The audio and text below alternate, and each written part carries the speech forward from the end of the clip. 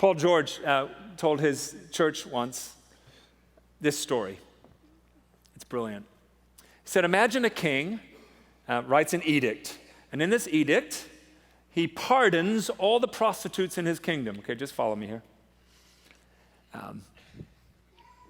If you were a prostitute, this would be good news, I'm guessing, for you, because now you don't have to worry about being arrested.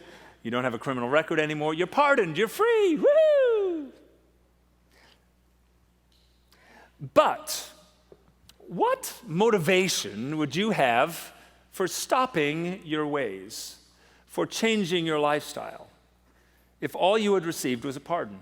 Especially if in that pardon the king said, and, okay, any arrests for prostitution in the future, I'm going to pardon that too. Whoa, really? So what you're telling me is the sin I've done in the past is erased, and if I ever do this in the future, it'll be erased. Let me ask you a question. Even though that's awesome, what motivation do you have to stop sinning? So you can see why people listen to grace preachers who teach the truth, which the truth is quite simply this, that what Jesus did on the cross when he shed his blood, it covered your sin, past, present, and future. That the moment you commit a sin, it's already forgiven. That's true. It's biblical. But you can see how someone might listen to that and say, well, then what's the motivation for change? Well, if that's all that had happened, I could see why you might think that way, but that's not all what happened.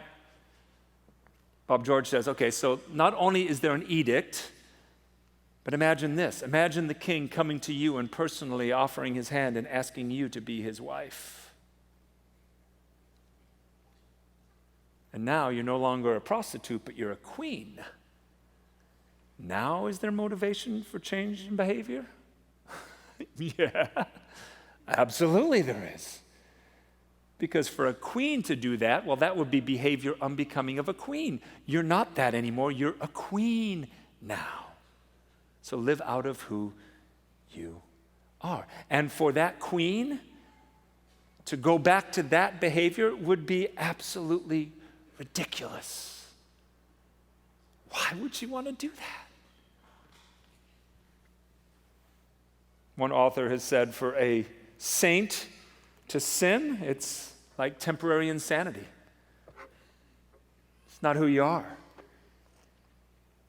A saint sinning is like a Jewish man going on a pilgrimage to Mecca.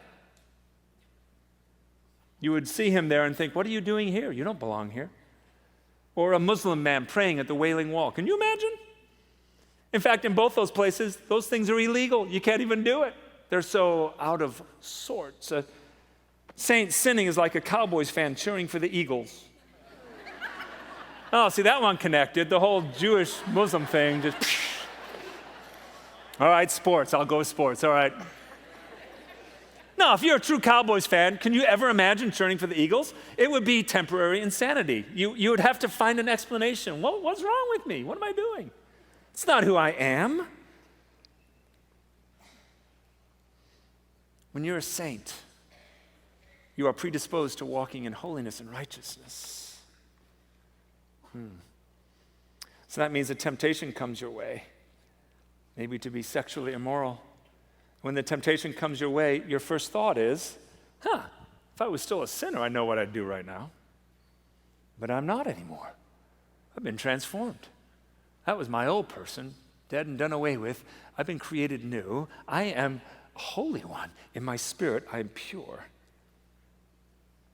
So, I'm going to say no to that temptation, and I'm going to walk in purity and holiness in the power of the Spirit as Christ enables me. This will lead to some wonderful consequences. I'll walk in holiness. My intimacy with Jesus will be deepened. These consequences will lead to a beautiful reality where I am preparing myself and preserving myself for marriage one day potentially. Or I'm sustaining a healthy marriage that I'm now in. And that reality leads to more wonderful tendencies. It's beautiful when we recognize who we are.